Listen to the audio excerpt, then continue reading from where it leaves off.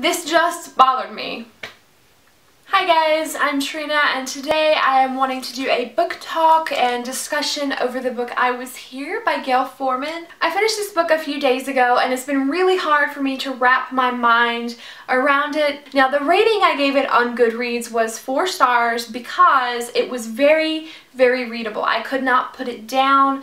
It was very gripping, and I haven't had a book just suck me in that much in quite a while. However, there are some things that have really bugged me about this story, and I've read a bunch of reviews since then and I haven't seen anyone else mention these things, so I thought it might be worth it just trying to come up with the right way to word what I am thinking and see if anyone else felt the same way that I did. I don't know. If you haven't read the book, what it is about is our main character Cody has grown up forever with her best friend Meg. They have done everything together, but now Meg is off at college and they haven't seen each other for a few months, and all of a sudden Cody gets a suicide note from Meg. She learns that her best friend since birth has decided to take her own life, and she has no idea why because they haven't seen each other in a few months, and so Cody decides she needs to figure out what had been going on in Meg's life since they hadn't seen each other that might have caused her to take her life. I gave this book 4 stars right after finishing because it is very well paced, but story-wise this is my least favorite story by Gayle Forman because of the things that weren't sitting right with me, which I will get into more later in this video. But I think you should check it out if you like Gayle Forman or if the topic at all is something that's interesting to you. I'm gonna go ahead and get into the spoilery discussion section now, so if you haven't read it yet, go ahead and leave now. Here come the spoilers. In almost every review that I have seen or read about this book, the ones that mention anything negative, they always bring up the romance, and so I'll address that first. I rolled my eyes a lot at the romance. It's not that I didn't like the romance, I just thought that it didn't have a place in this story, and I do think that it would have been very realistic for 2 people both very affected by and grieving, and they both had guilt about Meg's death, so I do think that they just naturally would have kind of bonded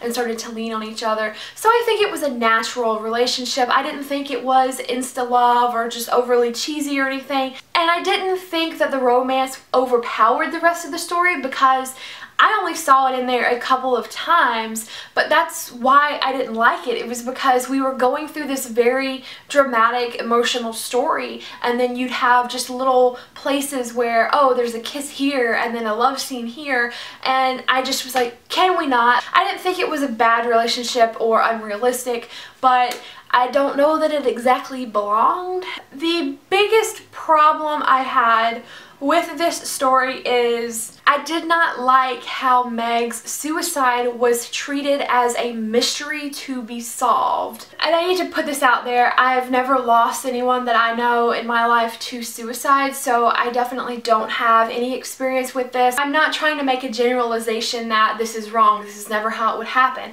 This is very much a believable scenario, but these things just struck me as odd. I really did not like the way that Meg's suicide was handled as a mystery. Like, what was the mystery?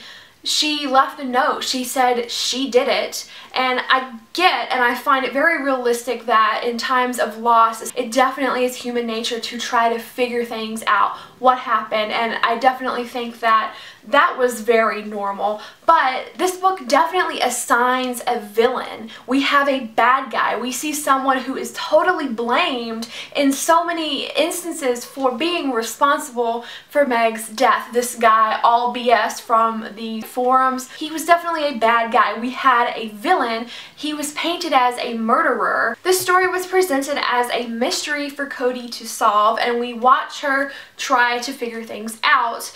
But there was no mystery. There was never a mystery because the real reason for this was Meg had been depressed for years and just never told Cody that, but Meg's parents knew, Meg's friends from college, some of them knew, and I feel like this whole situation, the whole mystery of it all could have been solved with just one conversation at the start of the book.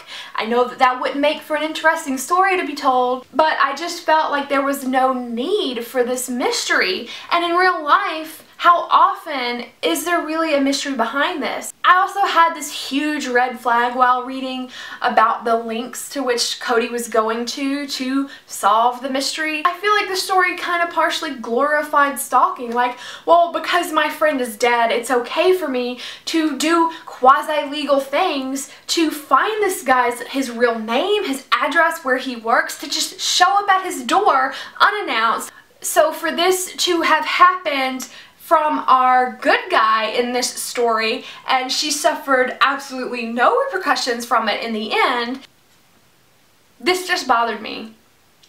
It just did not appeal to me that in the end of this story there was a happy ending, like a kind of a neat bow put on things, because Cody was able to turn in her records of her chat transcripts with this guy Bradford, give them to the police, and then the police kind of looked at him a little bit, and although they couldn't arrest him, they said, you have enough evidence here for a civil suit against him. Why did the police not go, hey, hold on a minute, how did you find out where he lived? How did you find out this guy's name? Excuse me, miss, you're in jail now. Like, I just didn't like that. I don't know, like. And then I didn't get closure on a couple of things. The first being that Bradford, why was he doing this at all? It's like, is he just some sicko that thought it was his duty in life to get people to kill themselves? Like, what is he getting out of it? Or was he suicidal as well? I just hadn't found the moment yet. I just didn't understand his motivations at all. It was never cleared up. And the last thing that I got no closure on was I saw this theme presented over and over again in the book of repetition. You've got the cats named Pete and Repeat, and then when Cody is pretending like she is a member of the forum, the username that she uses is Repeat.